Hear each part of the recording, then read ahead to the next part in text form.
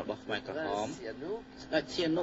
ដោយថ្លែងក្រៅផ្លូវការមករកខ្ញុំបាននិយាយថាស្ដីពីបញ្ហាខ្មែរក្រហមខ្ញុំសុខចិត្តស្លាប់ប្រសើរជាងឃើញប្រទេសជាតិរបស់ខ្ញុំធ្លាក់ក្នុងកណ្ដាប់ដៃពួកនេះគឺជាសេចក្តីប្រកាសរបស់ស្ដេចសៀនុនៅថ្ងៃទី23 ឧសភា 1969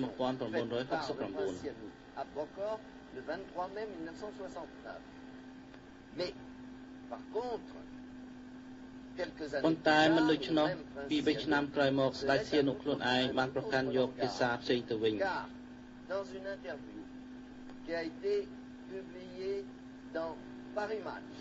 ពីព្រោះតាមកិច្ចសម្ភាសមួយក្នុងទស្សនាវដ្តីប៉ារីសម៉ាត់លេខ 1353 ចុះថ្ងៃទី3 ឧសភា 1975 ដែលផ្ដល់ទៅឲ្យលោកអាឡាំង Pelfit ដ៏មានឈ្មោះល្បី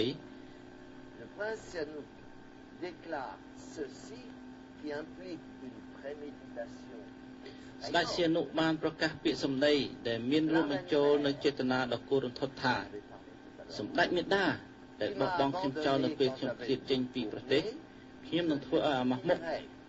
ពួកអ្នកមាននៅភ្នំពេញដែលក្បត់ចៅវាយនាយនិងមាតុភូមិរបស់ខ្លួនខ្ញុំនឹងធ្វើឲ្យអាម៉ាស់មុខដើម្បីដាក់ទណ្ឌកម្មពួកនេះខ្ញុំនឹងមិនចូលទៅក្នុងរាជធានីជាមួយពួកយោធាភ្លាមទេខ្ញុំនឹងឲ្យគេបណ្ដេញពួកនេះចេញសិនពាក្យសម្ដីទាំងនេះជាអ្វីដែលបង្កឡើងនៅការគិតទុកជាមុនហើយអត្ថបទសម្រាំងដ៏មានអត្ថន័យនេះត្រូវបានបញ្ចប់ដោយប្រយោគដ៏យំខ្នងទោះជាតាមមតិបែបណាដែលគេអាចយល់ដឹងបានដោយតាក់ទងទៅនឹងលន់នល់ព្រមទាំងរបបសាធារណរដ្ឋរបស់គាត់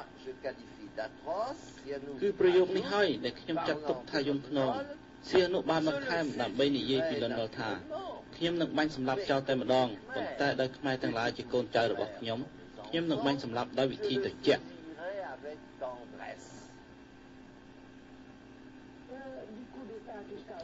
តាំងពីរដ្ឋប្រហារមកទល់ពេលនេះទំនាក់ទំនងរវាងខ្ញុំនិងខ្មែរក្រហមមានភាពល្អប្រសើរ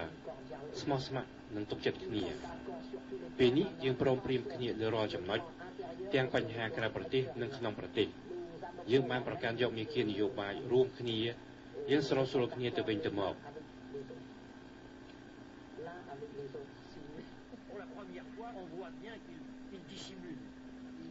ជាលើកទី1គេឃើញច្បាស់ថាសៀនុបានលាក់បំបាំងតែលាក់បំបាំងអ្វីគេក៏មិនអាចដឹងគេបានដឹងរឿងរ៉ាវជាច្រើនខ្ញុំបានចោទសំណួរទៅលើសៀនុពីការពិតនៃប្រព័ន្ធរបស់ខ្មែរក្រហមគឺសំណួរត្រូវបានចោទឡើងក្នុងពេលនោះប៉ុន្តែសៀនុចំបង្រៀនខ្ញុំនៅចាំថានាឱកាសសន្និសីទសារព័ត៌មាននោះសៀនុខឹងច្រឡោតពីព្រោះសៀនុដឹងរឿងរ៉ាវដែលត្រូវនិយាយប៉ុន្តែសៀនុមិនចង់និយាយគឺដើម្បីអាចចូលទៅភ្នំពេញវិញសៀនុប្រកែកមិនពណ៌នានៅអ្វីដែលសៀនុបានដឹងគ្រប់គ្រាន់អំពីស្ថានភាពនៅភ្នំពេញសៀនុមិនបានដឹងពីរាល់ការសម្លាប់ទាំងអស់មែនប៉ុន្តែសៀនុបានដឹងរឿងរ៉ាវបន្តិចតួចឡើយសៀនុបានប្រើរនាំងផ្សែងមួយសម្រាប់ដឹកបាំងយ៉ាងណាក៏ដោយគេត្រូវតែវែកញែករកការពិតនៅខាងក្រៅរនាំងផ្សែងនេះដោយដឹងច្បាស់ថាទៅអនាគតខ្មែរក្រហមឈប់ត្រូវការគាត់ហើយដើម្បីលាងដៃឲ្យជ្រះពីមហាអក្រិតកម្មដ៏ធ្ងន់បំផុតនៃប្រវត្តិសាស្ត្រខ្មែរនិងដើម្បីរងចាំកលៈទេសៈសំគួរសម្រាប់ឈោងយកអំណាចវិញសៀនុបានសុំលាលែងពីតំណែងជាប្រធានរណសិរ្សរួបរวมជាតិកម្ពុជានៅថ្ងៃទី2 មេសា 1976ទោះជាយ៉ាងណាក៏ដោយសៀនុត្រូវទទួលខុសត្រូវមួយចំណែកធំចំពោះជីវិតខ្មែរ6សែននាក់ដែលត្រូវស្លាប់ក្នុងភ្លើងសង្គ្រាមដើម្បីសងសឹកនិងដើម្បីដណ្ដើមអំណាចមកវិញ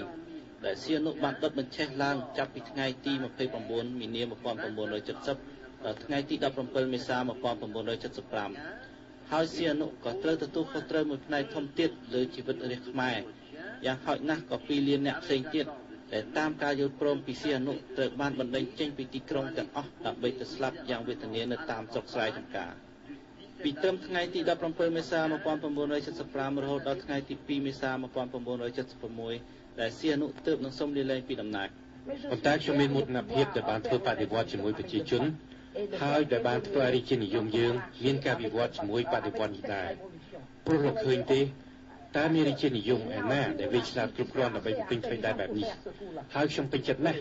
ដោយរាជានិយមខ្មែរមានលក្ខណៈជឿនលឿននិយមបំផុត ក្នុងប្រវត្តិសាស្ត្ររបស់មនុស្សជាតិ